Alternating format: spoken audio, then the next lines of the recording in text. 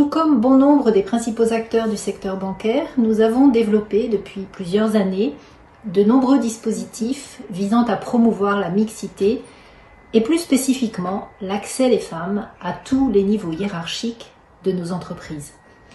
Cela passe par la signature d'accords relatifs à l'égalité professionnelle entre les femmes et les hommes. Ces accords comportent des engagements sur des objectifs chiffrés. Une démarche de labellisation de nos entreprises qui nous engage dans la durée. Des programmes de coaching dédiés aux femmes et qui visent à développer leur leadership et à affirmer leurs ambitions. Des actions de mentoring, la création de réseaux féminins tels que celui des ailes de la Casden. Ou encore, comme le 8 mars dernier, la signature d'une charte engageante par les dirigeants du groupe BPCE en faveur de la mixité. Cette charte liste 10 engagements majeurs, parmi lesquels on retrouve la promotion de l'égalité au plus haut niveau de responsabilité des entreprises du groupe, l'intégration, la mixité dans tous les processus RH.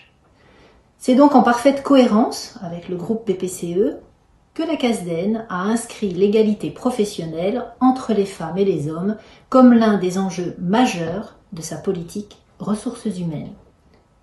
Nous avons mis en place des actions structurantes et engageantes en faveur de l'égalité professionnelle et repensé notamment l'ensemble de nos processus RH en y intégrant des principes de mixité.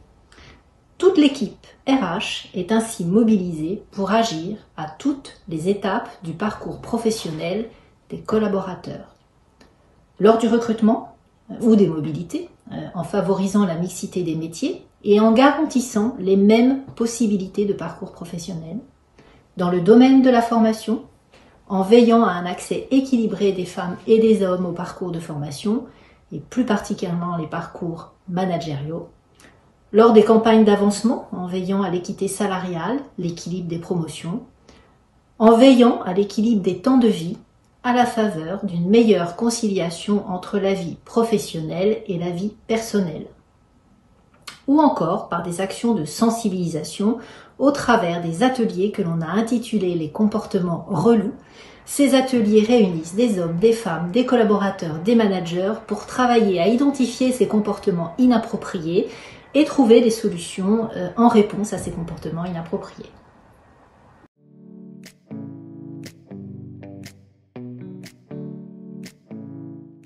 Ces dernières années, nous sommes passés des discours aux actes, soutenus en cela par des acteurs et des actrices impliqués. Je les nomme nos dirigeants, les managers, les partenaires sociaux et le réseau des femmes, les ailes de la Casden. Il faut continuer de penser et agir de manière structurelle pour renforcer les dynamiques. Le cheminement vers l'égalité est un travail de longue haleine qui nécessite de bousculer les mentalités façonnées depuis des siècles.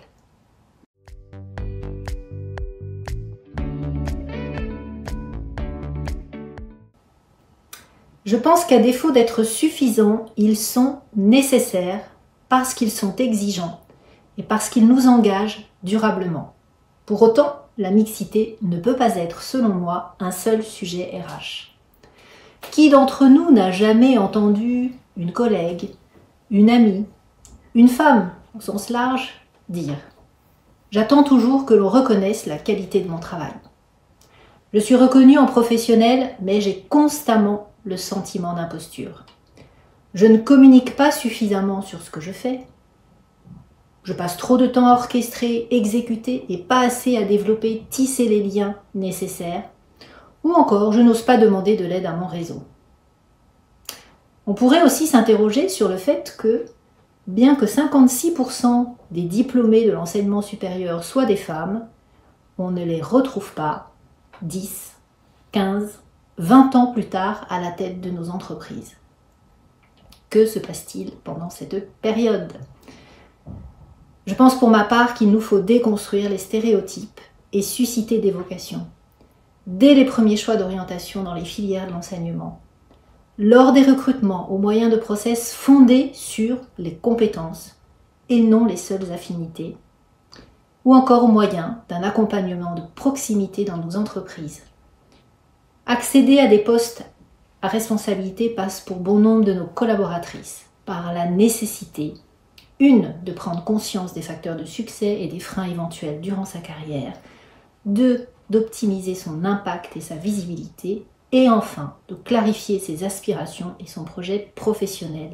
Et c'est là que nous intervenons à la CASDEN en tant que dirigeants et soutien RH de proximité, en aidant les collaboratrices à travailler leur réseau, qu'elles ne cultivent pas suffisamment, nous l'avons vu, souvent par manque de temps ou parce qu'elles n'osent pas le solliciter, en essayant de les convaincre d'accepter d'être mises en lumière, en clair traiter le syndrome du « pourquoi moi ?», et enfin en développant la confiance en soi, en tenant à distance le plus possible la tendance naturelle qu'ont les femmes à attribuer la réussite à l'équipe ou à un contexte favorable du moment. Ces 3 piliers réunis, le réseau, la visibilité, la confiance en soi, forment un triptyque d'une grande puissance et dont l'efficacité se trouve décuplée si l'on y adjoint les conditions suivantes. Le soutien des hommes, de l'entreprise, qui accélère considérablement l'agenda de la mixité. La prise en compte de la notion du temps, la façon dont nous allons gérer le temps, la flexibilité et l'articulation des temps de vie dans nos entreprises. Et enfin, l'arrivée dans nos organisations de la génération Y, dont les revendications, à tout le moins les attentes, sont de même nature s'agissant de l'offre flexibilité et de nouveaux modes de travail.